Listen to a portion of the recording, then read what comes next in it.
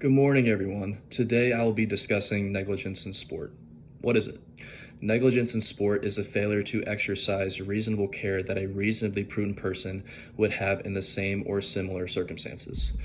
The first example of negligence that I want to get into is the failure to properly train.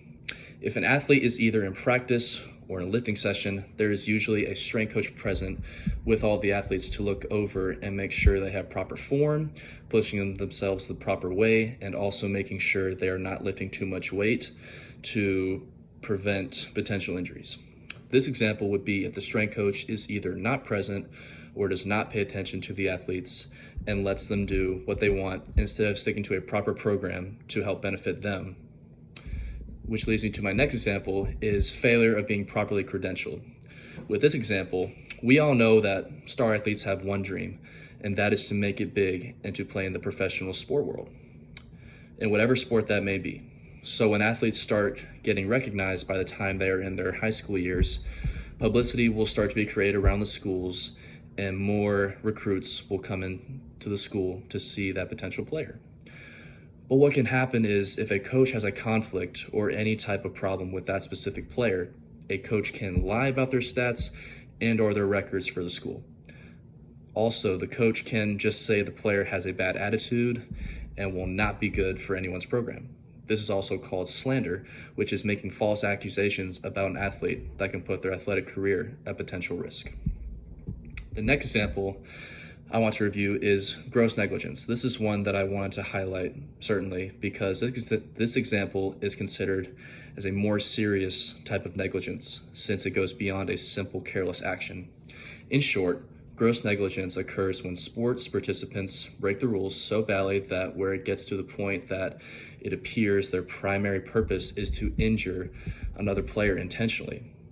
Due to the seriousness of this type of negligence, attorneys can become involved to help them prove that gross negligent acts of another cause them injury. Our main goal is to protect the players and not go above and beyond the rules and purposefully injure the opposing team just to get leverage and win the game. The next example of negligence is failure to properly observe, refer, or stabilize the injured player. This happens all the time. With this type of negligence, it's the display of when a player gets injured that they are either not taken care of right after an injury takes place, or a coach tells the athlete, hey, shake it off and continue to play. That happens more times than not.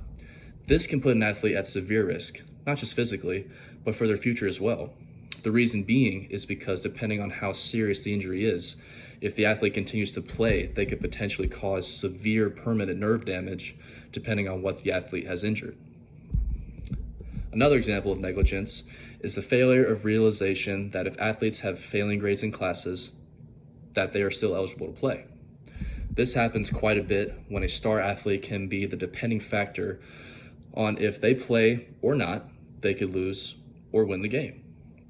It is a failure of the coaches not catering to the athletes to ask them how they can pull their grades up and instead telling them not to worry about their classes and continue to practice in their sport. The failure of teachers and or coaches not assisting the students to say, hey, if you're failing, just come to me, we can ask for help. But when in reality, when the school board finds out that these athletes are technically ineligible due to their grades, they will immediately pull them from sports until they can either get their grades higher or pass their classes. This can put these athletes at stake for their futures because if colleges see their actual grades and they're not, so to say, good, they will never accept them into their program. As most students and coaches say, school comes first. School can help get you into the college that you want. It's all about the grades.